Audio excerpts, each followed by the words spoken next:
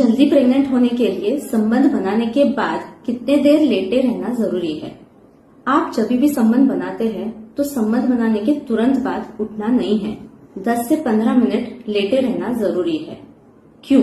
क्योंकि जब भी आप संबंध बनाते हैं तो वीर्य वजाइना के अंदर आता है, पर प्रेगनेंसी रहने के लिए सिर्फ वीर्य वजाइना के अंदर आना इम्पोर्टेंट नहीं है।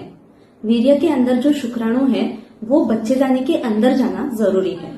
शुक्राणु एक मोटाई स्ट्रक्चर है, उसमें सामने सरकने की क्षमता होती है, पर शुक्राणु को बच्चेदानी के अंदर जाने के लिए 2 से 3 मिनट लगते हैं। ऐसे में अगर आप संबंध बनाने के बाद 10 से 15 मिनट लेटे रहेंगे तो आपके प्रेग्नेंट रहने के चांसेस मैक्सिमम है।